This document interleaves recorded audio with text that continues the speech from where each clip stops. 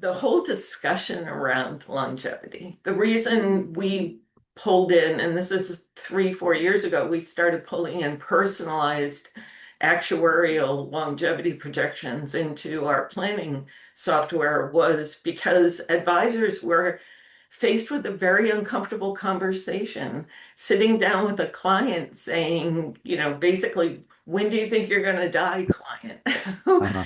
Who wants to talk about those things when clients are excited about retiring and planning for retirement? So, how do you think advisors can have more productive conversations around this topic? Yeah, so first of all, it's a fantastic question. It's a super important question for, client planner relationships. So believe it or not, my background prior to getting into this kind of actuarial science technology and, these predictive machine learning models, it was in behavioral economics. So this is a topic that's near and dear to my heart. And I want to start by citing someone in your network, Cheryl. Her name is Megan Lertz. So Hmm. she is a behavioral psychologist who specializes in financial planning and has done work for firms like Nomi and advised Nomi.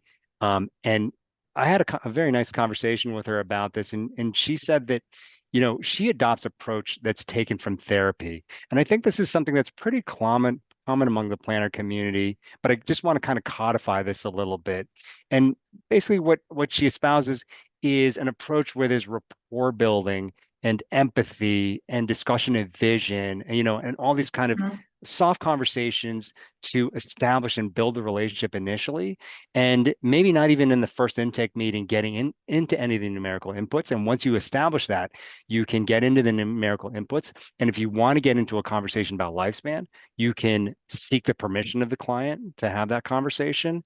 And if they provide that consent to have that conversation, then explore topics in that area.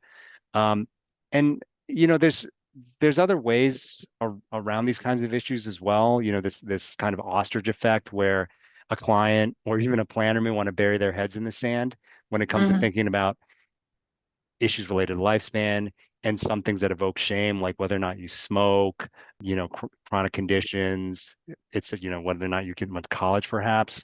Um, One is that you can have the client, hopefully the technology facilitates the client to be able to input those things privately and Hmm. securely, give security assurances, and also allows them optionality so they don't have to enter in certain inputs. So, my company's technology allows people to emit certain inputs, as they so desire. Um, and and then on top of that, there's sort of classical behavioral economics in the sense that there's ways to frame lifespan that make a shorter lifespan maybe not so scary. Because the one upshot of shorter lifespan that I mentioned earlier with respect to finances is that you're less exposed to longevity risk. So Hmm. again, if you're expected to live a very long time, that could be a very nice thing, provided that you have good health span as well. But the downside of that is that you're going to need more money in retirement. You could need to work earlier.